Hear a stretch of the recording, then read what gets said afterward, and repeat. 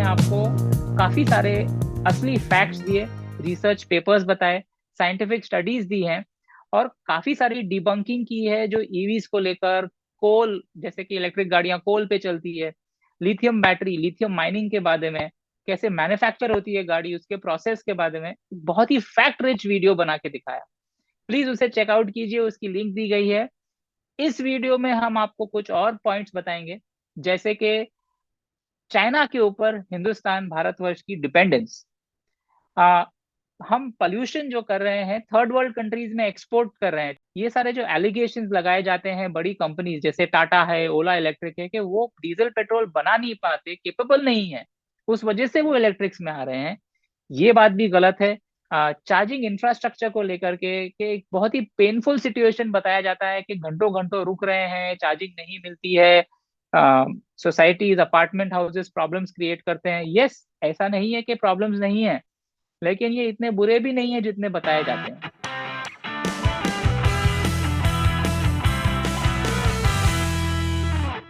जब आप एक इलेक्ट्रिक व्हीकल चलाते हैं यूएस, यूके, फॉरेन कंट्री में, तो आप पोल्यूशन कर रहे हैं किसी और जगह पे। मेरे हिसाब से ये ईवी फिनोमिनन नहीं है। वर्ल्ड एक कैपिटलिस्ट सोसाइटी है आज की डेट में। चाहे फ्यूल होए, मेटल होए, सेमीकंडक्टर चिप्स होए, जहां पे जिस मैन्युफैक्चरर को बेटर क्वालिटी लोअर रेट मिल रहा है वो वहां पे जा रहा है। अगर आप करेक्ट। अगर हमारे जो यूट्यूबर ने ये कमेंट मारा है कि यूरोप क्योंकि ईवी ले रहा है इसलिए जो भी pollution of lithium manufacturing and other things वो थर्ड वर्ल्ड कंट्रीज में रह रहा है, तो और अगर मैं इसको आइस इक्विवेलेंट में भी देखूं, क्या यूरोप में सारा का सारा फ्यूल वही माइन हो रहा है? क्या सारा मेटल वहीं पे आ रहा है? क्या सारा सेमीकंडक्टर फॉर कार मैन्युफैक्चर वहीं पे हो रहा है? Probably no. सो मेरे हिसाब से ये सारी चीजों को लाके और इस मैटर को सेंसिटाइज करना इज नॉट गुड, एंड इसके ऊपर फर्दर कमेंट करना भी हमारे लिए सही नहीं रहेगा।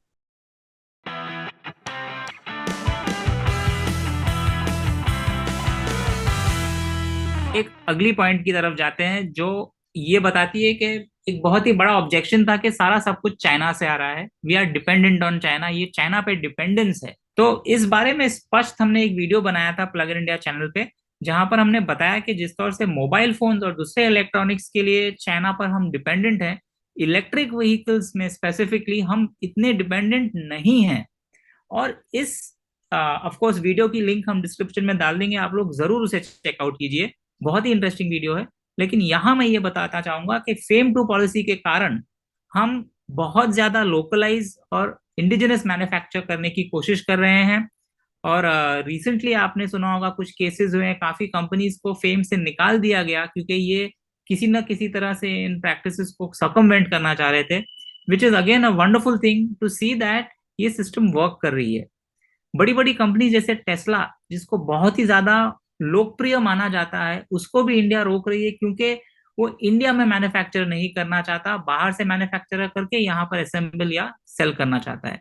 तो ये एक डेफिनेट पॉजिटिव पुश है इंडिया में ईवी सिस्टम, पूरी इकोसिस्टम मैन्युफैक्चरिंग के लिए बनाने के लिए, और कई कंपनीज इसमें लगी हैं।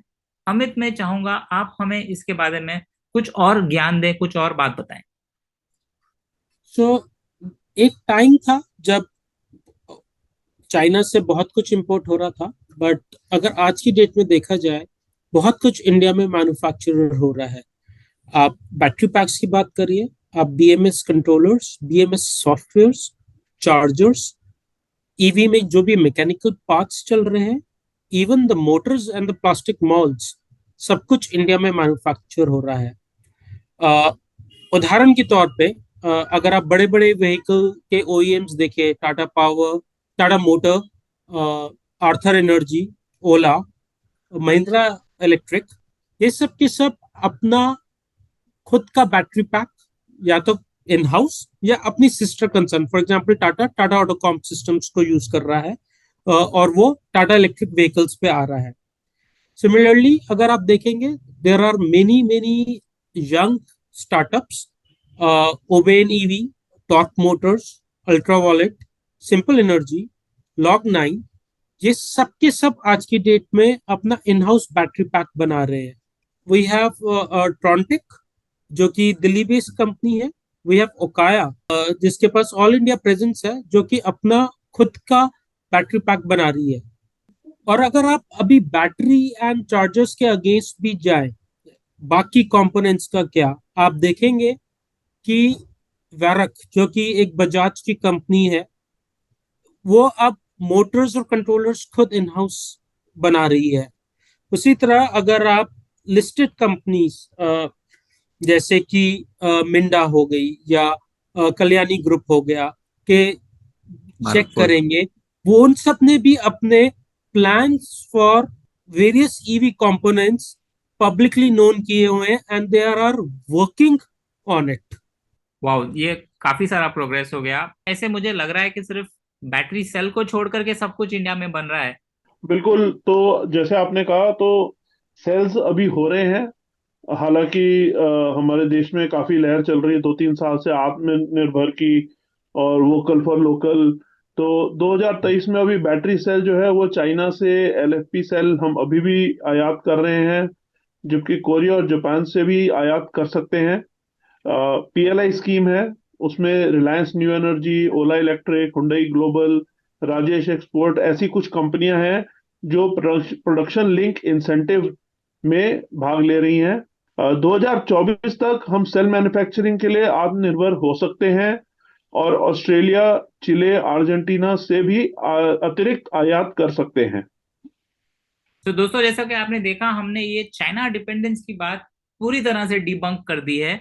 और आप जानते ही हैं, हमने आपको प्रीवियसली भी एक वीडियो बनाया था जिसमें हम बता रहे हैं कि ईवी इंडस्ट्री खास करके काफी आगे है मोबाइल और अदर इलेक्ट्रॉनिक्स इंडस्ट्री से इस चाइना डिपेंडेंस मैटर में।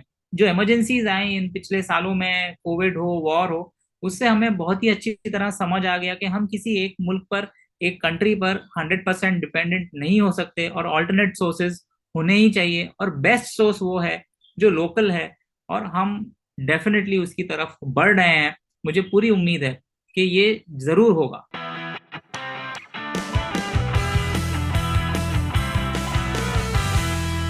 तो अब हम फाइनली एक और चीज पे आ रहे हैं कि जहां पर हमारे ईवी इंडस्ट्री पे ये इल्जाम लगाया है कि गवर्नमेंट के जो लोग हैं, बड़े पैसे वाले, वो लोग बहुत ही पैसे लगा रहे हैं ईवी स्टार्टअप्स में और उन्हीं को कमाई होगी इससे।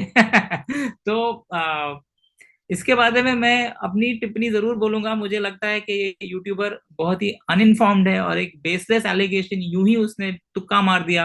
और आज की डेट में अल्टीमेट बेनिफिशियरी ओनर करके कॉन्सेप्ट है. सो अगर किसी ने बहुत ज्यादा पैसा कहीं पे भी लगाया होएगा, वो ऑलरेडी नोन और ट्रांसपेरेंट होएगा, at least to the respective governments. And आज की डेट में अगर ऐसा पैसा छुप सकता है, तो please, I am sure YouTuber के पास एक ऑल्टरनेटिव बिजनेस बहुत अच्छा रहेगा, एंड इसके ऊपर और फर्दर कमेंट करना वुड बी डिफिकल्ट.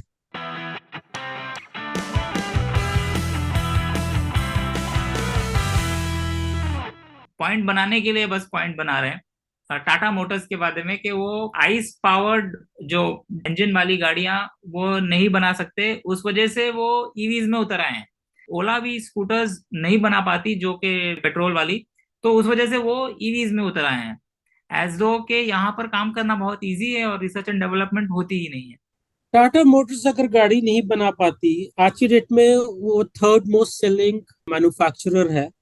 हिस्टोरिकली भी देखा जाए, अगेन व्हाट्सएप यूनिवर्सिटी का ही फॉरवर्ड है कि देयर वाज अ टाइम जब टाटा मोटर्स अपने आप को फोर्ड को बेचने वाली थी, एंड हाँ। फोर्ड ने सीरियसली नहीं लिया था, एंड बाद में they ended up buying Jaguar and Land Rover. They were not the first mover advantage भी उनको नहीं मिला. फर्स्ट मूवर एडवांटेज कायदे से महिंद्रा को मिल गया, बिकॉज उनके पास E2O थी, उनके पास ई वेरिटो था, उनके पास अच्छा खासा 5-6 साल का लीड टाइम था, बट वो इनोवेट नहीं कर पाए. टाटा भी जो पहले प्रोडक्ट निकला, वी आर अर्ली अडॉप्टर्स, हमें मालूम है कितना इशू था. विवेक, मैं और हमारे कितने और कम्युनिटी यूजर्स कितनी बार टाटा के पास गए हैं and then they listen to us, and आज की डेट में वो एक प्रोडक्ट है जो कि कामयाब है और इसलिए वो बिक रहा है।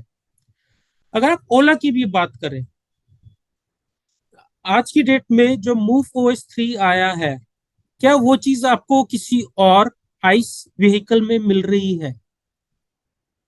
क्या GPS location, keyless entry system, आपका क्रूज कंट्रोल, ये आइस वेरिएंट्स में नहीं आ सकता क्या? बट क्या जो हमारी आइस टू व्हीलर कंपनीज बना रही हैं उन्होंने ये इनोवेशन किया या नहीं किया? बट डेफिनेटली अगर एक company in a very agile manner नए फीचर सेट ला रही है, एक रिसर्च एंड डेवलपमेंट में अपना टाइम एंड मनी स्पेंड कर रही है और एक प्रोडक्ट लेके आ रही है जिसकी वजह से it is number one four wheel EV seller in India and number one two-wheeler EV seller in India, I have to pay some regards to them. यहाँ मैं थोड़ा सा एक कुछ और ऐड करूंगा।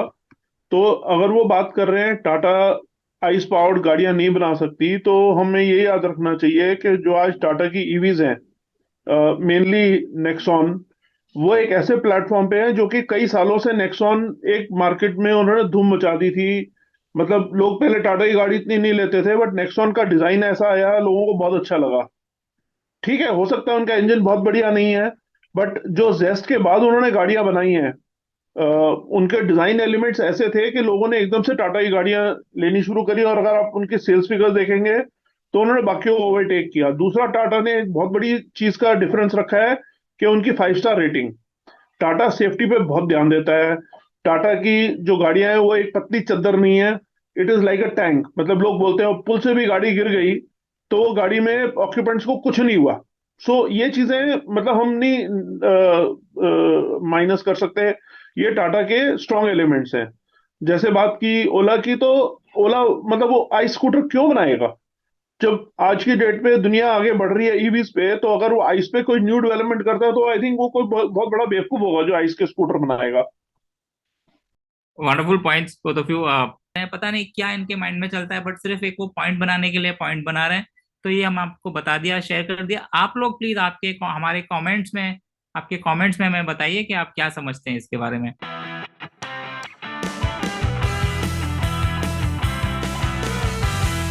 Next thing that we are talking about is charging infrastructure, क्योंकि मैंने ऑलरेडी चार्जिंग मेंशन कर ही लिया है। इन नवंबर एंड दिसंबर 21 मैंने एक दिल्ली से बॉम्बे, पूना एंड वापस दिल्ली का नेक्सॉन ईवी प्राइम, उस वक्त मैक्स नहीं था, मैं ट्रिप मारा था। मेरे को पूरा जर्नी में end to end fast chargers मिला। मेरे को सिर्फ 2 घंटे के लिए दो जगह, एक बिरावर जहाँ पे स्टैटिक का फास्ट चार्जर लगने वाला था बट अभी एक्टिव नहीं हुआ था, और हिम्मत नगर, क्योंकि गांधीनगर से जस्ट थोड़ा सा पहले मेरे को 2 घंटे के लिए चार्ज करने का जरूरत पड़ा। Apart from that, the whole highway from Delhi till Bombay was electrified way back then. Recently during Diwali and Christmas हमारे ग्रुप के मेंबर्स ने यही रूट किया है। आज की डेट में ये जो मैंने आपको स्ट्रेचेस बता रखे हैं, यहाँ पे भी एक चार्जर नहीं, मल्टीपल बैकअप चार्जर्स आ गए हैं। अगर मेरा ट्रिप नहीं मानना, we recently have a trip from Ashish and Praful, जिन्होंने हैदराबाद से शुरू करके all the states including Nepal and Bhutan को 52 डेज में ऑल इंडिया कवर किया है। Search for sun pedal, it's international organisation, उन्होंने इस बार एक किया इंडिया में। That person also covered the whole India on a MG EZ। So जब हर एक बंदा हाईवेज पे ट्रैवल कर पा रहा है, आई एम नॉट श्योर कि क्या प्रॉब्लम आज की डेट में है। आई डेफिनेटली से रूरल एरियाज में जाएंगे, वहां पे ट्रांसफार्मर में इतना लोड नहीं है कि एक फास्ट चार्जर लगा जाए। एक गांव में टोटल लोड ही 60 किलोवाट का है, हम वहां पे 100 किलोवाट का डीसी फास्ट चार्जर नहीं एक्सपेक्ट कर सकते अभी। Definitely there is a lot of scope of improvement, but is it stopping us to take the vehicle on road, on highways, और ड्राइव एट स्पीड्स ऑफ 40-50 ताकि हम mileage निकाल पाए? नहीं। हम आज की डेट में decent speeds of 70s to 80s चला पा रहे हैं। यस, थोड़ा सा प्लानिंग जरूरत पड़ रहा है। प्लग शेयर से गए, एक चार्जर नहीं हुआ तो ऑल्टरनेटिव चार्जर क्या होना चाहिए, उसके ऊपर थोड़ा सा रिसर्च करने की जरूरत पड़ रही है, बट वो इतना बड़ा इशू नहीं है। राइट। सो और एक फोबिया क्रिएट किया जा रहा है, क्योंकि जब आदमी ने खुद नहीं किया, अपना आप एक्सपीरियंस नहीं किया है, तो उस चीज को वो बहुत ही एंग्शियस हो जा रहे हैं कि भाई हम फैमिली के साथ जा रहे हैं, इमरजेंसी हो गया, ये हो गया, वो हो गया। मेन हाईवेज पे तो एटलीस्ट इशू नहीं है, और ये इंफ्रास्ट्रक्चर हम रोल आउट होते होते देखेंगे। एक स्पिन ऑफ में ये भी देखूंगा कि इसके कारण शायद अपना ग्रिड इंफ्रास्ट्रक्चर बेहतर हो जाए, और वो होने के लिए एक एक्स्ट्रा इंसेंटिव आ जा रहा है। ये कहने के बाद ये भी मैं कहूंगा कि यस, थोड़े इश्यूज हैं हार्डवेयर सॉफ्टवेयर इंटीग्रेशन में, थोड़े चार्जिंग इक्विपमेंट बनाने वाले गाड़ियों के साथ वो प्रोटोकॉल मैचिंग नहीं हो रहे हैं। एंड कभी कभी ईवी कम्युनिटी को अजीब अजीब एरर्स भी आते हैं, कभी डिस्कनेक्शन हो जाते हैं, दूसरे इश्यूज आते हैं। लेकिन इन सारों को वो सीपीओ जो चार्ज पॉइंट ऑपरेटर्स हैं वो एड्रेस कर रहे हैं। एंड इम्प्रूवमेंट होना चाहिए रिलायबिलिटी में भी, अवेलेबिलिटी में भी। एंड हमें पता है कि कई चीज़ें अभी चालू हैं, जहाँ एक गवर्नमेंट भी स्कीम बना रही है, ऐप बना रही है, जहाँ सारे चार्जर्स एक प्लेटफॉर्म में लिस्ट किए जाएं। तो इस तरह के इंसेंटिव इनिशिएटिव जरूर लिए जा रहे हैं। लेकिन एक रैंडम वन ऑफ एक्सपीरियंस के बेसिस पर सारे इंफ्रास्ट्रक्चर को डिस्गस्टिंग या पैथेटिक बताना, ये तो बहुत ही बुरी बात हो गई। तो ये अनएक्सेप्टेबल है। एंड ये सिर्फ उस यूट्यूबर का बायस बताता है कि वो गलत तौर से ईवीज को कन्वे करना चाहता है, उसकी लाइट गलत तौर से उस पर डालना चाह रहा है।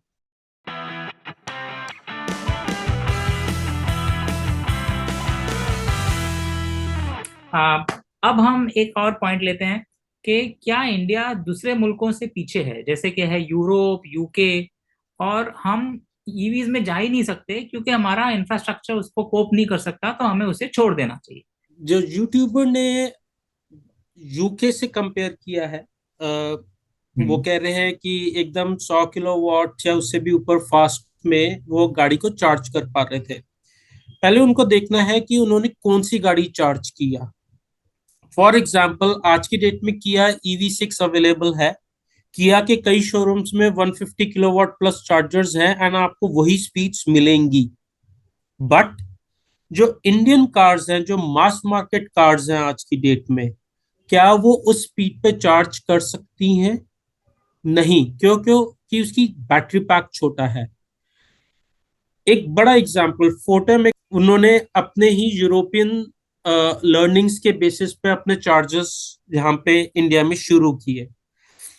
उनका यूरोपियन का एक्सपीरियंस था कि भैया कोई भी गाड़ी एटलीस्ट 50 किलोवाट पे चार्ज करेगी, एंड उनका टाइम बेस्ड बिलिंग सिस्टम था, जो कि कोना और एमजी इजी के लिए ठीक था क्योंकि वो स्पीड पे करती हैं। बट समहाउ जब नेक्सन ईवी प्राइम की बात आई, हम डबल पैसा दे रहे थे क्योंकि हमारी गाड़ी कभी भी 21 किलोवाट 25 किलोवाट से ऊपर जा ही नहीं सकती है। They learn their way. Second way, they came with a post paid system कि भैया आप पहले चार्ज कर लो, उसके बाद पे कर देना। They have their own learning. India में प्रीपेड ज्यादा चलता है। So India would always be different than Western countries, be it the purchasing power, be it the attitude of people. So अगर हमारी experience is not same as Western countries, I am okay. India का अपना एक तरीका होएगा। Western countries में UPI नहीं है।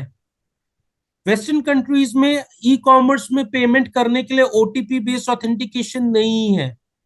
India has its own unique position, and वो एनवायरनमेंट को कंसिडर करते हुए ईवी में भी उसकी एक अपनी ही पोजीशन रहेगी। अमित, वो आंसर सुनकर मुझे ऐसे लग रहा है कि डेफिनेटली उम्मीद है। ऐसे नहीं है कि हम आगे हैं या पीछे हैं, हम अपने पोजीशन पे हैं।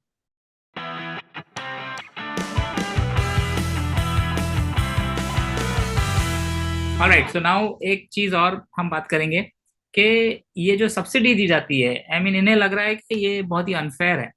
और ये सब्सिडीज हैं, फ्री पार्किंग है, यहाँ तक कि बात की जा रही है कि टोल प्लाजाज पे टोल माफ कर दिया जाएगा एक अच्छी चीज को प्रमोट करने के लिए। तो वो इसे नहीं चाह रहे हैं। Yes, there were some subsidies, कुछ फाइनेंशियल बेनिफिट था। हम्म। दिल्ली में था, महाराष्ट्र में अच्छा खासा अमाउंट था। आज की डेट में मेरे ख्याल से सिर्फ हरियाणा में एक एक्टिव है, सेकंड शायद यूपी की अनाउंस्ड है, but it's not there. So there just 2 और 3 स्टेट्स जहाँ पे कि कुछ हाँ। फाइनेंशियल इंसेंटिव है। यस, कई स्टेट्स में रोड टैक्स माफ है, हम्म। बट वो भी टेम्परेरी है। And giving some subsidy to get a industry started is not bad. Countries ही कर बाकी रही है, जगह, नॉर्वे में हुआ है। हर जगह हुआ है। Right. And if you see, EV subsidies are going to decrease over time, उसमें कोई सेकंड डाउट नहीं है। It right. वाज जस्ट कि एक मास वॉल्यूम में आ जाए, ताकि that industry is competitive enough कि apart from environmental, person doesn't feels कि मैं, मेरा पैसा भी एज कंपेयर टू आइस ज्यादा हम्म। लग रहा है, कम लग रहा है। वो एक वॉल्यूम गेम थी। एक मिनिमम वॉल्यूम एक मार्केट में आने के बाद सब्सिडीज की जरूरत नहीं है। And I am sure another 2 और 3 years इंडिया में भी वो सब्सिडी की जरूरत नहीं पड़ेगी। There is right. No other place जहां पे कि टोल माफ है या फिर पार्किंग फ्री है।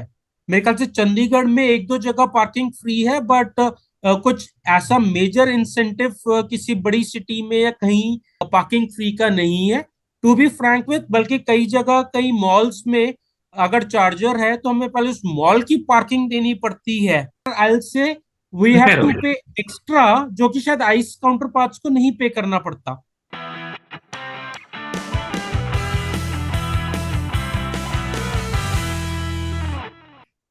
Moving on to the next topic, जो हमें बताया गया कि ये बैटरी परफॉर्मेंस बहुत ही लो होती है और ये बैटरी लाइफ बहुत ही कम होती है इलेक्ट्रिक व्हीकल्स की, यहाँ तक कि 2 साल की।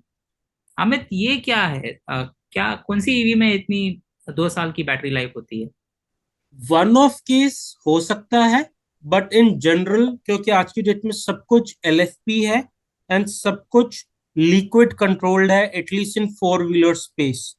हम्म। सो अभी नेक्सॉन ईवी को आए हुए मेरे ख्याल से हार्डली 2.5 साल या पौने 3 साल हुए। हमारे ही ग्रुप में करीबन 4 या 5 मेंबर्स हैं जो कि 80,000 या 1 लाख किलोमीटर से ऊपर गाड़ी चला चुके हैं। जो सबसे ज्यादा चला चुके हैं उनका करीबन 1.5 लाख किलोमीटर है। एटलीस्ट इन सब यूजर्स को अभी तक बैटरी की परफॉर्मेंस में मुश्किल से 5% का भी फर्क नजर नहीं आया है। Having said that, there are few users जिनको कि पहले 5,000 10,000 किलोमीटर पे ही बैटरी पैक भी चेंज हुआ है। ये बैटरी पैक जो होती है इसमें मल्टीपल सेल्स होते हैं। अगर एक आध सेल भी खराब होएगा तो उसकी वजह से पूरा का पूरा BMS का जो मैकेनिज्म है वो खराब हो जाता है। सो आज की डेट में तो वारंटी है, इसलिए Tata is just changing the battery pack. But I am sure आज से 8 साल बाद जब आउट ऑफ वारंटी होएगा तब, and you can Google YouTube videos की there are special companies in US जो कि टेस्ला से नहीं है, जो ये टेस्ला के पैक्स को खोल के इंडिविजुअल सेल्स को चेक करके जो 2 या 4 सेल्स खराब होते हैं उनको चेंज कर देती है, and then your pack is as good as new. So Amit, मैं इससे सहमत हूँ। एक्चुअली हमारी ईटो में भी ऐसे ही हुआ था, कुछ 3 सेल 4 साल पहले लो हो गए थे और हमने चेंज नहीं किया था। लेकिन अब फाइनली लास्ट ईयर ऐसे हुआ कि हमारे 6 सेल इतने वीक हो गए कि हमारी रेंज 87 किलोमीटर गिर गई थी 100 के जगह पे। तो हमने उन सेल्स को चेंज कर दिया एक थर्ड पार्टी से, एंड अच्छी चल रही है गाड़ी। We are back to almost 100%, like 97 kilometre range दे देती है। लो SOC तक हम चला सकते हैं, एंड ये पैक और 4 5 साल चल जाएगा हमें। ईवी हेटर्स जो हैं, ये हमेशा पेट्रोल और बैटरी पैक को कंपेयर करते हैं और एक बहुत ही गलत पिक्चर अपने मन में बना लेते हैं क्योंकि ऑयल की एनर्जी एनर्जी डेंसिटी बहुत हाई है। ऑयल जो एक हाइड्रोकार्बन है, केमिकल फॉर्म में एनर्जी स्टोर करता है, और जनरली इससे इलेक्ट्रिसिटी नहीं बनाई जाती, इसको एक्सप्लोड किया जाता है, एंड इस तौर से आपका इंटरनल कंबशन इंजन चलता है। लेकिन हमें इतनी ज्यादा एनर्जी डेंस फ्यूल की जरूरत नहीं है इलेक्ट्रिक व्हीकल्स के लिए, जितनी जरूरत है वो, जैसे एक नेक्सॉन जैसी ईवी 300 किलोमीटर चली जाती है, ये टेक्नोलॉजी हमारे पास अवेलेबल है। लेकिन 90% ऑफ लोगों के काम आराम से निपट जाते हैं। तो क्यों ना इस टेक्नोलॉजी को अच्छी तरह से यूज किया जाए, और वो स्पेसिफिक केसेस जहां आज टेक्नोलॉजी नहीं है, उनके लिए दूसरी फ्यूल सोर्सेज ढूंढ सकते हैं। कंपनीज लाइक BYD ने ऑलरेडी ब्लेड बैटरीज लॉन्च की हुई है, जिसमें कि उन्होंने दिखा रखा है कि even if you pin a hole एक ड्रिलिंग मशीन से, तो वो कितनी बेटर इसको कर लेती है कि there is no thermal runaway and the risk of fire gets reduced by multiple times compare to the conventional cylindrical cells which are point soldered. Just on the cusp of a technological revolution ki we'll see much more better high density much more stress taking batteries in the near future.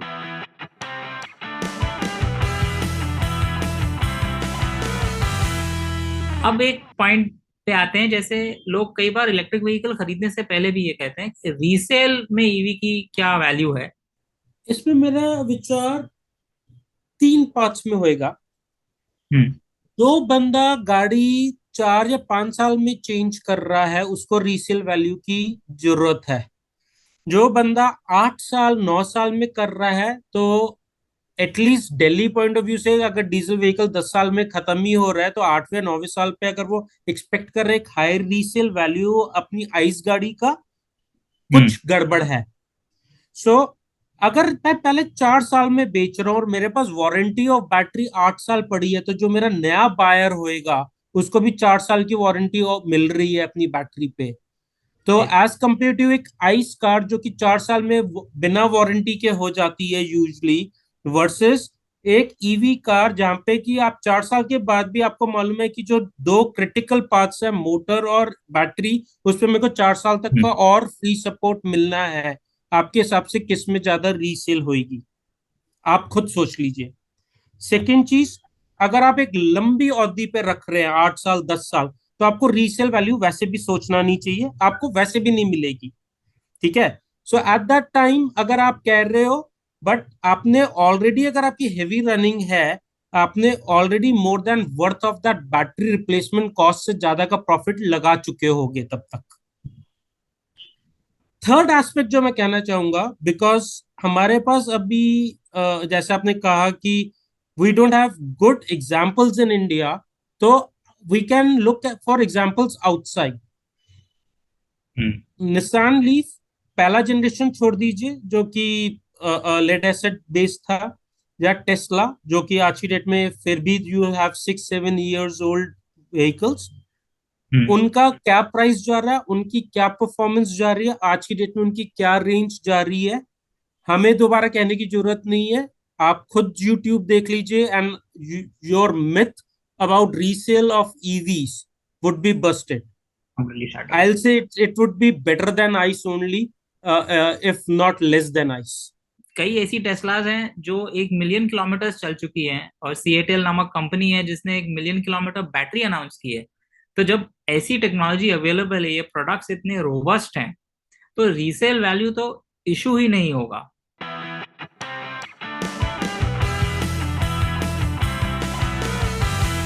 अब आते हैं हम एक पुरानी batteries को लेकर के, अमित।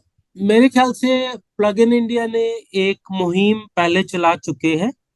हम्म। वही मुहिम अगर हम दोबारा इनको दिखा दें यहाँ पे, तो वो बेटर रहेगा। क्योंकि उसपे बहुत अच्छी तरह एक्सप्लेन राइट। किया गया है कि how the second life of the battery works, how the recycling works, क्या चीज है। तो उसके लिए फिर एक पूरा एक एपिसोड हम और स्पेंड कर सकते हैं। तो हम आप लोगों को ये बताना चाहते हैं कि अब 2023 हो गया है, और ऑलरेडी रिसाइकलिंग शुरू हो चुकी है। तो ये इंडस्ट्री वेल ऑन इट्स वे है, इसके अंदर रिसर्च भी अच्छी तरह हो गया है, अच्छी कंपनीज एस्टेब्लिश्ड है। तो जब ये गाड़ियां आएगी, इन बैटरी पैक्स को एक्चुअली रिसाइकल करना पड़ेगा, वहां तक के तो बहुत अच्छी सिस्टम एस्टैब्लिश हो गई होगी। तो definitely it's a good thing and वो की जाएगी।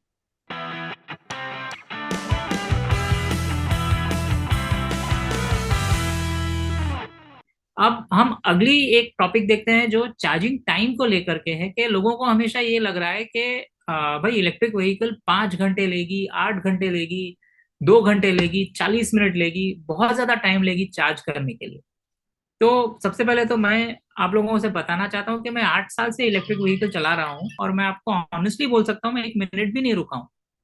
आई डोंट वेट, मैं ऐसे बैठ के अपनी गाड़ी को देख नहीं रहा था हूँ कि भैया कब चार्ज होगी और मैं ले जाऊंगा। जब मैं गराज में लगता हूँ शाम को, उसको चार्ज में डाल देता हूँ, सवेरे 100% चार्ज तैयार गाड़ी। जब मेरी पेट्रोल गाड़ी चलाता था, जो कि मारुति 800 थी, उसके बाद वैगन आर चलाई हमने, तो हम पेट्रोल पंप जाते थे और वहां पर हम रुकते थे लाइन में, और काफी तकलीफ होती थी, मोबाइल फोन बंद करते थे, और उसके बाद पेट्रोल भर के, काफी सारा पैसा भर के, साथ में हवा भी भरते थे और फिर घर आते थे। तो ये एक टाइम कंज्यूमिंग प्रोसेस था। Totally agree. जब तक आप सिटी के अंदर रह रहे हैं, 200 किलोमीटर एक दिन पे कर रहे हैं, रात को आइए, गाड़ी बंद करते हुए 10 सेकंड लगेंगे आपको एक चार्जर पे गाड़ी को डालने के लिए, और अगले दिन जाने से 5 सेकंड, और तो 15 सेकंड आपको लगेंगे 200 किलोमीटर रोज चलाने में। अगर यही चीज आप की गाड़ी में अगर 60 लीटर का टैंक भी है जो 20 की माइलेज देता है, तो आप भी बात कर लीजिए कि 1500 किलोमीटर चलाने में आप कम से कम 10 मिनट तो पेट्रोल पंप पे भरेंगे, तो उसकी डिस्पेंसिंग में ही 10 मिनट लग जाएंगे। वर्सेस तब तक आप 6 चार्जेस, जो कि 20 सेकंड पर चार्ज के हिसाब से, लेस देन 2 मिनट आपका घर पे जो एक्स्ट्रा लगा। हम्म। हाईवे पे विद 200-300 किलोमीटर, अगर आप 70 की स्पीड पे भी चल रहे हैं, तो करीबन आप 3 घंटे में 210 किलोमीटर चलेंगे। तो अगर आप नाश्ते के लिए रुकते हैं, लंच के लिए रुकते हैं, बीच में 3 घंटे का गैप होता है, आप लंच में जब रुक रहे हैं, इट टेक्स आराम से 40-45 मिनट्स। उसी 40-45 मिनट्स में आपकी गाड़ी में अच्छा खासा चार्ज हो जाता है।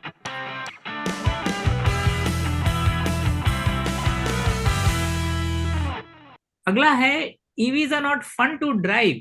माय गॉड, ये तो मैंने कभी नहीं देखा है। आ, हर बच्चे से लेके बड़ा तक जो हमारी गाड़ी में बैठा है उसे बहुत ही मजा आया है, उसकी साइलेंट ड्राइव, फास्ट एक्सेलरेशन, हर तौर से। अगर आप ईवी ओनर हो, आपको ऐसे लगेगा कि पेट्रोल गाड़ियां बुरी हैं, वाइब्रेशन करती है, नॉइज करती है, एक्सेलरेशन बराबर नहीं है, और आप ये समझेंगे कि इसमें इंस्टेंट टॉर्क है और फटाक से गाड़ी निकलती है सिग्नल पे। फ्रैंकली स्पीकिंग, अगर नेक्सॉन ईवी की ही बात कर रहे हैं, उसका Right. 0 to 100 for even vehicles जो उससे डबल कॉस्ट करती हैं आइस में, से बेटर है। उसको अगर 0 to 100 की स्पीड को अगर हमें ब्रीच करना है, then we actually go to the 3 German companies के रेंजेस पे। Otherwise Nexon EV Prime has a very good 0 to 100 speed. And EVs Right. By default, क्योंकि बैटरीज जो कि काफी वेट करती है, लोअर हाइट पे होती हैं, उनका सेंटर ऑफ ग्रेविटी नीच कम होता है, जिसकी वजह से the stability of the vehicle is much much more as compared to their ice counterparts. And the lower center of gravity is also helping you in cornering. So if our YouTube friend still feels EVs are not fun to drive, भैया बता दो fun में कौन सा aspect missing है। I am sure किसी ना किसी तरह one of the EV manufacturer would bring in that.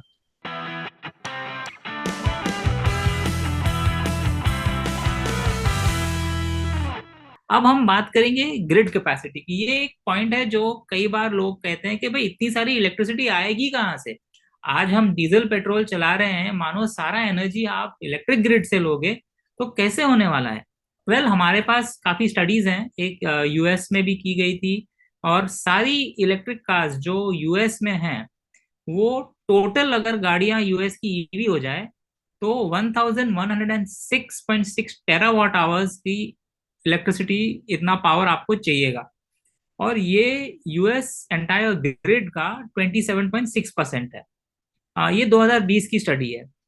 तो अब हम ये एक्सट्रापोलेट कर रहे हैं कि आप अगर 27% कैपेसिटी ऐड कर दो, तो जो 200 मिलियन गाड़ी हैं वो सारे, एक फेयरली रीजनेबल एस्टिमेट है कि सारी की सारी इलेक्ट्रिसिटी पे चल जाएगी।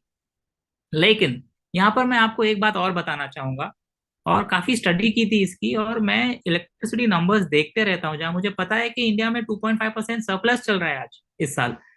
तो ये स्टडी ये नहीं कंसिडर करती है कि कितनी इलेक्ट्रिसिटी हम बचाएंगे ऑयल, क्रूड ऑयल से, डीजल, पेट्रोल वगैरह सारा, रिफाइन, ट्रांसपोर्ट, एक्सट्रैक्ट, ये सब प्रोसेसेस में भी इलेक्ट्रिसिटी लगती है। अगर हम ये प्रोसेसेस नहीं कर रहे हैं तो क्या फेयर नहीं है कि इस इलेक्ट्रिसिटी को हम वहाँ ऑफसेट कर दें, वही ग्रिड पे वो इलेक्ट्रिसिटी फिर गाड़ी चलाने में लगेगी। फ्रैंकली स्पीकिंग, हमारे यहाँ पे कम्युनिटी में जितने भी लोगों ने ईवी लिया, धीरे धीरे सबके सब रिन्यूअल मोड में गए। जिनके पास बंगलोस थे उन्होंने अपने छत पे सोलर पैनल्स लगवाए। जिनके यहाँ कम्युनिटीज में रह रहे थे उन्होंने अपने घर के आरडब्ल्यूए सोसाइटीज में कोशिश किया। कई जगह नहीं मिले तो देयर आर सम कंपनीज जो बैंगलोर की एक ग्रिड का पोर्शन या कुछ पैनल्स आप सब्सक्राइब कर लो एंड आपको इक्विवेलेंट क्रेडिट्स मिलते हैं, गए। सो धीरे धीरे इलेक्ट्रिसिटी सरप्लस इंडिया ऑलरेडी है, वो ग्रेजुअली मोर रिन्यूएबल में जा रहा है। ईवीज की सेल धीरे धीरे बढ़ रही है। The number of models, the number of choices in terms of range, capacity, speed, performance धीरे धीरे और बढ़ेगा। ये ओवरनाइट नहीं होएगा। ओवरनाइट आपकी आइस नहीं बंद होएंगी। ओवरनाइट ओनली ईवी इकोनॉमी नहीं होएगी। It will take its own time, but properly managing this electricity distribution, the servicing of EVs, of having a smart system in place would be critical.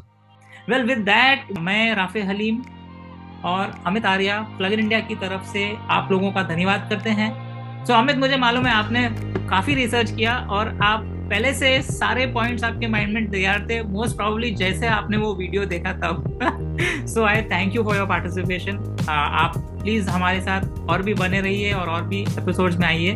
आपके पास कुछ final thoughts हैं जो आप हमारे दर्शकों को देना चाहते हैं?